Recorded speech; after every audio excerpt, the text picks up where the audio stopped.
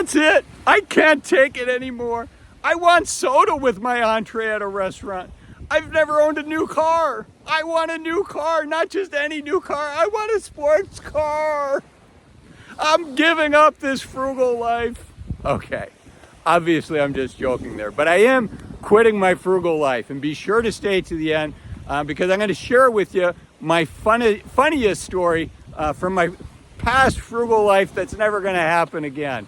Obviously I'm being a little dramatic here, and tigers don't change their stripes, but you know, I'm 58 years old and I can't be frugal forever, right? So these are some of the things that I want to change, and you know, they're going to be on the margin, but they're going to change. I grew up in my family. Neither one of my parents made a lot of money. So they, you know, frankly, they probably never made more than 3 times minimum wage their entire lives. And so they raised us to spend money on things that we enjoy. We got to do a lot of fun things, but we did not waste money on things that didn't bring us joy. My parents were very good about that, right? If it brings you joy, let's figure out a way to make it happen. But let's not buy, you know, these expensive tennis shoes just because your classmates have them. If it's something that's really important to you, we'll try to figure out a way to make it happen, and they always did. So thank you, Mom and Dad, for that. But I am going to change some of my frugal ways in important ways. And again, stay to the end because I've got a great, funny, frugal story that I'll share with you. But, you know, in general, most of my friends would likely say I'm the most frugal person that they know. And it served me really well, right? It has not been sacrificial to me. And frankly, the biggest thing that I do that leads them to believe that I'm frugal is I drive a used car. My car is a 2006 Mini Cooper. And it's a nice car. It had very few miles. I bought it off of a friend of mine. It was his summer car. And when he sold it to me, he's like, you know, Azul, you can use this as your summer car. And I told my friend, Azul doesn't have a summer and a winter car. Azul has a car.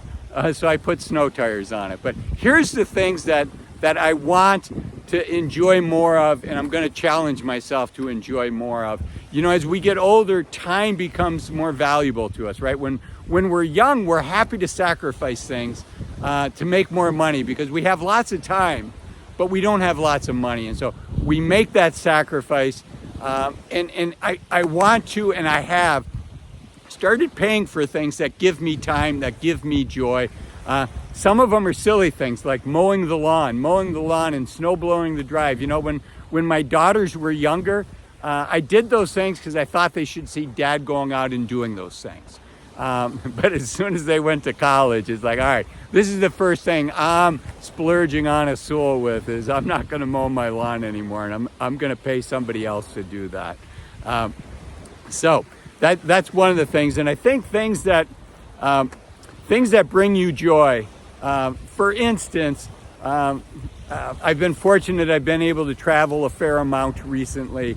And I was in Southeast Asia, and I actually showed up at the Singapore airport, which is a beautiful airport. I showed up a day early for my flight, and it was a bit of a hassle to get out to the airport to where I was going. I believe I was going to Bali, and I said, just put me on the next flight out on the same airlines. Just put me on today's flight. And the woman's like, do you want to know how much it is? I'm like, no, don't even tell me or I won't buy it. You know, I would have never done that 10 years ago. And you know what? She took care of me.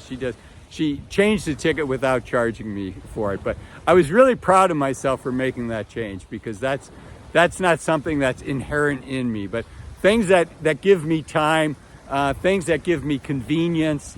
I still do connect on most of my flights. I've never taken a first class flight. I may upgrade to Comfort Plus one of these days soon, but I feel like I'm buying back my time, and that feels like a good investment for me. I also, when I look at like fitness, you know, I have during COVID, we couldn't go to the gym, so I was working out at home. And I could have kept doing that, but you know, there's this social aspect. I'm fortunate I enjoy working out. So I go to a fitness club even though everything I need is at home because it brings me joy, because it motivates me to be around other people that are working to stay in shape. I like going to the gyms that are kind of grungy. You know, people are working out hard. I try to give 80-90% when I'm at the gym, and I like being around people that are like that. Also, you know, when we were working at home, most of us upgraded our internet speed at home. You know, that's an investment. That brings me joy. When I'm watching Netflix and you know, halfway through I don't have to wait for 3 minutes for it to scroll. Do I have 3 minutes to spare? Absolutely, but it just keeps you in the moment when you're watching a movie. So I'm willing to spend on things to give me more time. I'm willing to spend on things that make me healthier, that hopefully will keep me healthier longer, keep me young longer, keep me enjoying things longer. And then also, you know, memories. We retire on our memories. We don't retire on our bank accounts. So we've started taking family photos every year with the kids, and we have a professional do it. You know, there were a couple of years where I had a friend come over and say, "Hey, we don't need professional photos. Just come over here, use my iPhone, take a snapshot of the family, and we're good." Also, I find myself buying fewer clothes, a lot fewer clothes now, but much higher quality. I was probably 40 before I spent $100 for a shirt ever. And now I have 2 or 3 of them. They're high quality shirts, but you know, they're going to last me 10 years. So hopefully longer. So stuff like that. Also more and better experience. As I mentioned, during COVID, I was able to travel. I was able to work remotely. I was hunkering down in the countries I was at, but at least I wasn't in the basement of my house. So I was able to do that. Those are types of things. Comfort Plus, I mentioned. Also, while I'm frugal, I tend to be a generous frugal, and I suspect a lot of us frugal people are this way. I learned to code 8-9 years ago, and I saw the power of that. I was just curious. I'm a curious person, so I've learned a lot of different things. But one of my passions was learning to code. I went to a coding boot camp, and I saw how it changed the lives of my classmates. One of my classmates was a landscaper. And probably was making twice a minimum wage. You know, he went from that, his first job out of coding boot camp was $60,000 a year. And less than 18 months later, he was making $100,000 a year. That changes lives. And so when I saw that, again, this was 8 years ago when coding boot camps were still a thing. In my town, there was no coding boot camp. So I got together with some friends. We raised some money to help people that couldn't afford to go to boot camp, to run a free boot camp in our town. And so I was behind that, and my friends were kind of surprised. It's like, wow, good for you. Yes, I'll support that. But those types of things are still important. So as you might expect, I'm still going to be frugal, but I'm going to give myself a little more leeway. If you're frugal, I encourage you to give a little more freedom, a little more flexibility. I mentioned the soda. So this, I told you at the end I was going to tell you my favorite frugal story that my kids like to tell on me.